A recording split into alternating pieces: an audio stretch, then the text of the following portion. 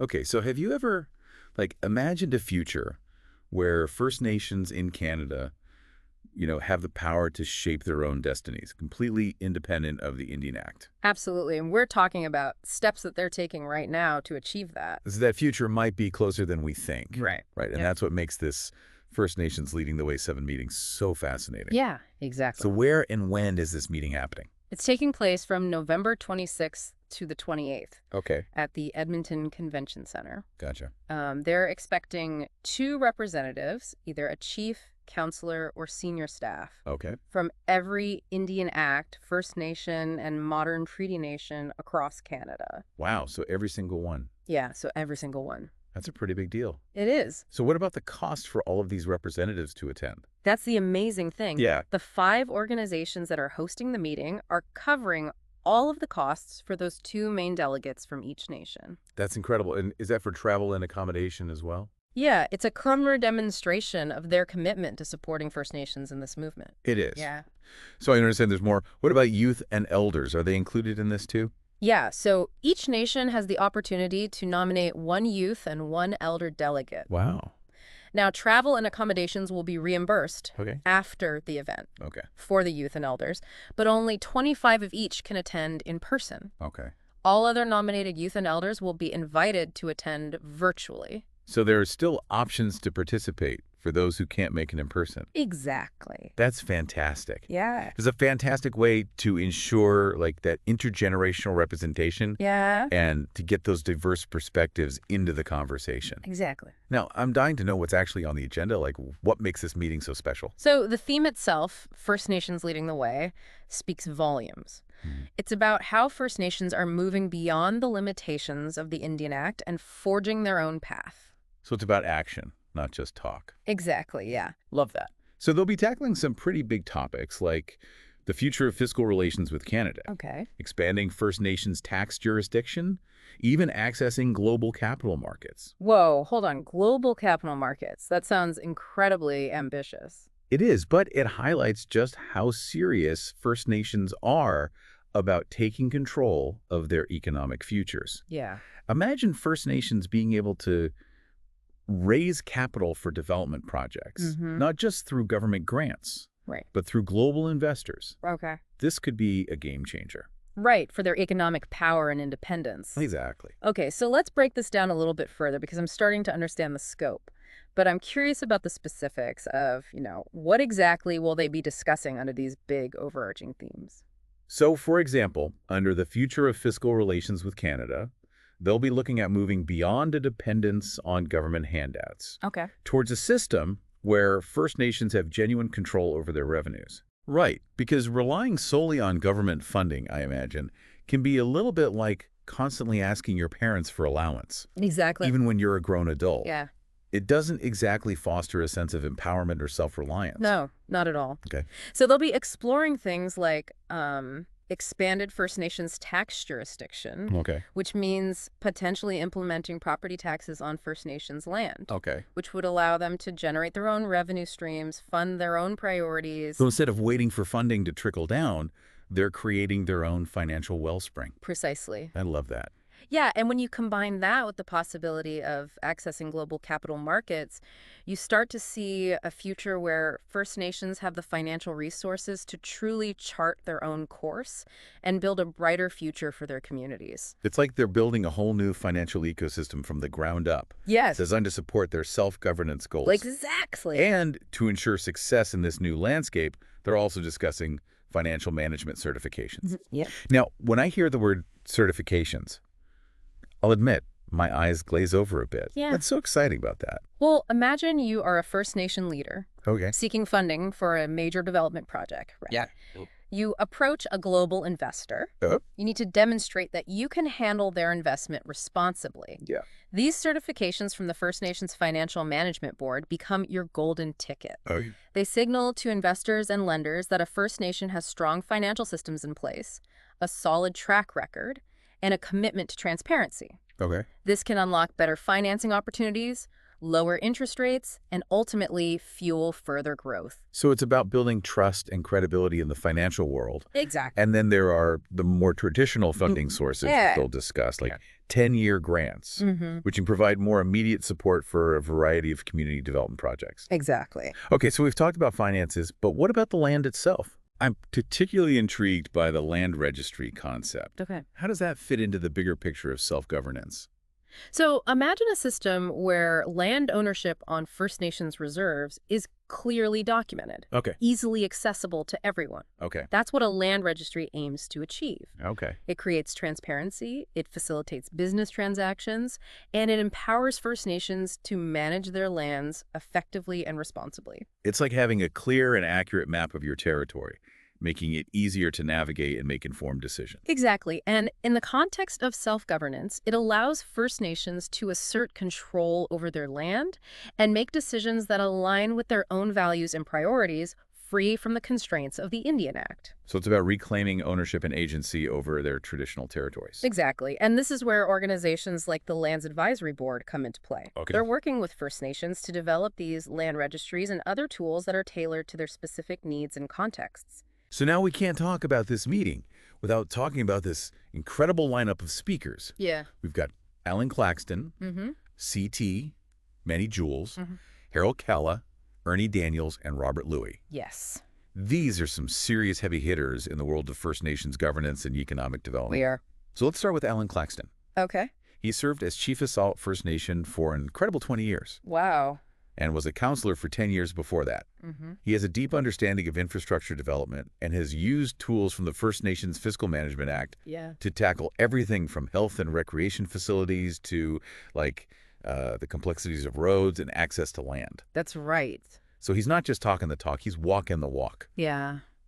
And it makes sense that he's the development board chair for the First Nations Infrastructure Institute. Mm-hmm. He's clearly passionate about closing the infrastructure gap for Indigenous communities. Yes. But what about CT Manny Jules? He's a name that comes up a lot in discussions about First Nations self-governance. Manny Jules is a force to be reckoned with. Yeah. Yeah, he's the chief commissioner of the First Nations Tax Commission Okay. and a prominent advocate for, a true nation-to-nation fiscal relationship with Canada. I remember reading a quote from him where he said, "When I talk about a fiscal relationship, I'm talking about more than just a system of government grants. I'm talking about a fiscal relationship in the same sense that federal and provincial governments do." That's classic Manny Jules. Yeah. He's not afraid to challenge the status quo and demand a system that treats First Nations as equal partners. Yeah. He envisions a future where First Nations have control over their own revenues and the ability to take responsibility for their own futures. Okay. And it sounds like his presentation is going to be a must-see. Oh, for sure. Now, Harold Calla, the executive chair of the First Nations Financial Management Board, Right. he seems to have a fascinating background. He does. He brings a really interesting perspective. He started his career in international business before working with the Squamish Nation on economic development, land management, and finance. Gotcha. He's been a negotiator, an advisor, and arbitrator for First Nations in Western Canada. Wow. His expertise really spans multiple fields, Yeah. which is incredibly valuable for an organization like the FNB. Yeah, it's like he's a bridge between the world of international finance and the unique needs of First Nations communities. Exactly. Okay, now, Ernie Daniels, the president and CEO of the First Nations Finance Authority. Yes. The organization that actually provides financing for those First Nations development projects. Yes. So he's the one who helps make those dreams a reality. He does. That's a big responsibility. It is, yeah. And last but not least, we have Robert Louie, the chairman of the Lands Advisory Board. Mm-hmm. His bio is incredible. Oh, it is? Chief for 27 years. That's right. Involved in countless boards and companies, a real mover and shaker in the world of First Nations governance and economic development. Robert Louie is a true visionary. Yeah. His deep understanding of both the political and financial landscapes is remarkable. Yeah. He's not just talking the talk. He's been instrumental in guiding First Nations towards self-governance. And his leadership with the LAB, combined with his background in real estate development and finance, makes him a truly invaluable asset in this movement. It's like he embodies this idea of bridging two worlds, bringing together the traditional knowledge and values of First Nations with the complexities of the modern financial system. Absolutely. You're exactly right. Wow, what an impressive group of speakers. It is. It's clear that the organizers of this meeting have assembled some of the brightest minds in the movement for First Nations self-governance. Yeah, And folks, we're just getting started. we are. We've laid the groundwork, but there's so much more to uncover about this meeting and the exciting possibilities that it holds for First Nations self-determination. Yeah. So stay tuned for part 2 of this deep dive where we'll explore these topics in even greater depth. Absolutely. We'll be back. Welcome back. I'm still kind of buzzing from our last discussion, you Yeah. know, just the sheer scope of the First Nations Leading the Way 7 meeting and the ambition behind, all of these self-governance initiatives. It's inspiring. It's a pivotal moment for sure Yeah. for First Nations in Canada Yeah. as they kind of assert greater control over their destinies. And this isn't just theoretical. We're talking about concrete steps. Right. Last time we touched on that impressive lineup of speakers, including Robert Louis, Yeah. Chairman of the Lands Advisory Board, LAB. Mm-hmm.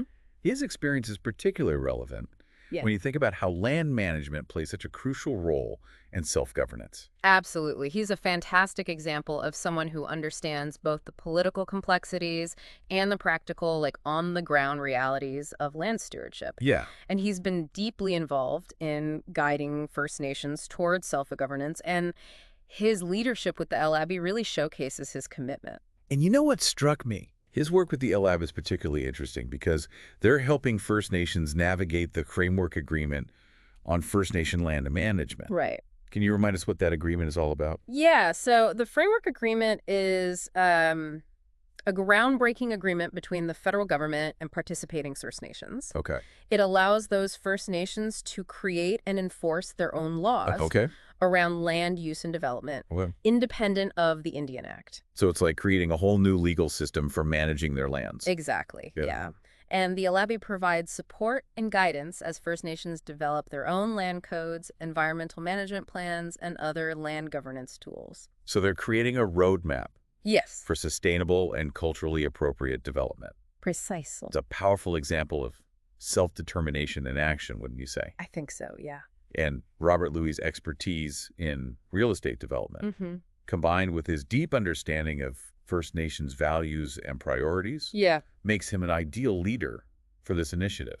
absolutely. Okay, speaking of land management, I'd love to circle back to the idea of a land registry, Okay. which we briefly touched on in the last episode. Right. I'm still a little fuzzy on how it all works. Can you kind of walk me through it? Yeah, so imagine you're a First Nation leader Okay. and someone wants to build a business on your land. Okay. Without a proper land registry, things can get messy. Yeah. Who actually owns the land? Yeah. What are the rules and regulations around development? Yeah. A land registry clears up all that confusion. Okay. It's a comprehensive record of who owns what and what can be done with that land. Okay. You know? So it's like creating a detailed map of ownership and usage rights, Exactly. bringing much needed clarity and transparency to the process. Exactly. And this is particularly important for attracting investment and promoting economic development on First Nations land. A well-functioning land registry can give investors the confidence they need to partner with First Nations and support their growth. It can, yeah. It seems like it would streamline the whole process of buying, selling, and developing land, Yeah. making it easier for First Nations to control their own economic destinies. Exactly. And because it's a system designed by and for First Nations, Yeah, it can incorporate their traditional knowledge and values, right. ensuring that development happens in a way that benefits the community as a whole. So it's a fantastic example of how self-governance can translate into tangible, practical benefits Yes. for First Nations communities. Right. And the beauty of it is these land registries are being developed in close collaboration Yeah. with the communities that they serve. Yeah. You know, ensuring that they reflect their unique needs and aspirations. Now, shifting gears a bit, I'm still thinking about what you said earlier about First Nations accessing global capital markets. Yeah, That concept sounds both exciting and a little intimidating. it is. How would a First Nation even begin to navigate that complex world? It's a bold move, but they're more than capable. And one of the tools that they're using to gain access to these global markets is the financial management certification. Right, offered by the First Nations Financial Management Board. Yeah, exactly. Okay, so I remember you comparing those certifications to a golden ticket last time. Yeah. Can you explain why they're so crucial for First Nations looking to attract investment from global markets? Yeah. So if you're a global investor Yeah. looking to put money into a project, Hmm. you want to be sure that your investment is being managed responsibly and effectively. Yeah. These certifications provide that reassurance. Okay. They demonstrate that a First Nation has a sophisticated understanding of financial management, has strong systems in place, and is committed to transparency and accountability. So it's like a seal of approval that says, we know what we're doing and we're serious about financial success. Exact. And this level of professionalism and transparency can make all the difference when it comes to attracting investors who might otherwise be hesitant to partner with a First Nation government. It can, for sure. It levels the playing field It does. and opens doors to a much wider pool of potential investors. Yes. So these certifications can act as a bridge between the world of global finance and the aspirations of First Nations communities. Exactly. And they can unlock opportunities for First Nations to pursue, like, large-scale development projects that might have been out of reach in the past. That's right. It's about empowering First Nations to control their own economic destinies. It is, for sure. Now, we've talked a lot about, financial tools and resources. Right. But what about the human element? Like, building capacity within First Nations communities seems essential Yeah. if they're going to successfully manage these complex financial systems and governance structures. You're absolutely right. Capacity building is crucial. Yeah. And that's where organizations like the FNB play a vital role. Okay. They provide training, mentorship, and ongoing support to First Nations staff, Okay. helping them develop the skills and knowledge they need to manage everything from budgeting and accounting Yeah. to strategic planning and risk management. So it's not just about giving them the tools. It's about empowering them to use those tools effectively. Absolutely. It's about investing in people, Yeah. building expertise within the communities, and creating a sustainable foundation for self-governance. And I imagine this kind of capacity building has long-term benefits that go beyond just managing finances, right? Yes. It's about building leadership skills, fostering a sense of ownership, and empowering future generations to take on Yes. even greater challenges. You hit the nail on the head. It's about creating a ripple effect that transforms communities Yeah. from the inside out. Now, I'm curious, are there any examples of First Nations who have successfully implemented these self-governance initiatives? There are many inspiring examples across Canada, Okay. but one that comes to mind is the Tsawwassen First Nation in British Columbia. Okay. They've been pioneers in self-governance, developing their own comprehensive land code, implementing their own property tax system, and even establishing their own economic development corporation. Wow. So it sounds like they've created a whole new model They have. for self-determination. And they've seen tremendous success. You Yeah. know, they've attracted significant investment, created new jobs, and improved the overall well-being of their community. Right. They're a shining example of what's possible when First Nations are empowered to control their own destinies. It's so encouraging to hear about these success stories. Yeah. It gives me hope that a brighter future is indeed possible for all First Nations in Canada. It's a journey, Yeah. but the progress that's been made so far is remarkable. Yeah. And the First Nations Leading the Way meeting is a testament to the unwavering commitment of First Nations Mhm. to chart their own course and build a better future for themselves and for generations to come. This has been an incredibly insightful conversation so far, and I'm really starting to grasp the complexities and nuances of this whole self-governance movement. But I have a feeling we've only just scratched the surface. Yeah. What else can we expect to uncover in our final segment? So in our final part, we'll delve even deeper into the specific initiatives and programs that are helping First Nations achieve their self-governance goals, including a closer look at the First Nations Fiscal Management Act and how it's laying the foundation for a more equitable and just future. Okay, sounds good. Yeah. Welcome back to our deep dive into the First Nations Leading the Way meeting. We've covered a lot of ground, from land registries and global capital markets to some inspiring examples of First Nations taking charge of their own destinies. It's been quite a journey, and it highlights the kind of the multifaceted nature of self-governance. Yeah. You know, it's about financial independence, responsible land management, and building that capacity within communities. Exactly. And I'm really eager to kind of delve deeper into some of the specific tools and legislation that are paving the way for this transformation. I know we've mentioned the First Nations Fiscal Management Act a few times. Can we unpack that a bit? Right. What is it and why is it so important? Well, the First Nations Fiscal Management Act, the FMA as it's often called, is essentially a game changer. Okay. It's a federal law that provides a framework for First Nations to manage their own finances, Okay. independently of the Indian Act. Okay. So this includes everything from taxation and debt financing to financial administration and reporting. So it's like giving First Nations the keys to their own financial kingdom. That's a great way to put it. Yeah. It allows them to create their own financial institutions, set their own tax rates, and issue bonds to raise capital for development projects. Okay. It's about empowering First Nations to make their own financial decisions and control their own economic futures. That sounds incredibly empowering, but I imagine it also comes with, a lot of responsibility. Absolutely. Opting into the FMA isn't a decision to be taken lightly. Right. It requires a strong commitment to good governance, transparency, and sound financial management practices. Right. First Nations need to build capacity within their communities, develop expertise, and create really robust systems for financial oversight. Right. It's like being handed the blueprint for a skyscraper and being told, okay, now build it. Exactly. You need the right skills, the right materials, and a solid foundation to make it work. Exactly. And that's where organizations like the First Nations Financial Management Board come in. Okay. They play a crucial role in supporting First Nations as they navigate the complexities of the FMA. Okay. They offer training programs, they provide guidance on financial management practices, and they help communities develop the expertise they need to succeed.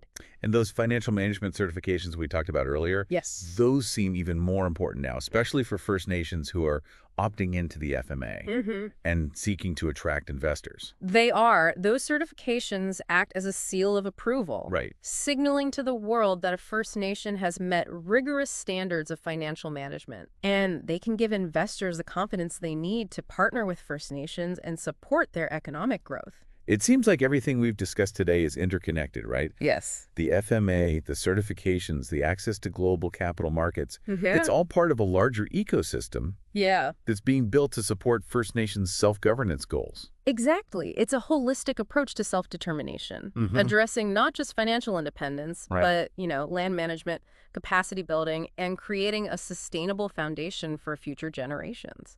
Now, I can't help but wonder about the potential challenges. Is there a risk that some First Nations might struggle to adapt to these new systems or lack the resources to make them work effectively? Well, it's a valid concern, and it's important to acknowledge that the journey towards self-governance isn't always smooth. Right. Some First Nations might face capacity challenges, others might struggle to access the resources they need, and some might encounter resistance from those who are wary of change. So it's not just about passing laws and creating frameworks. Right.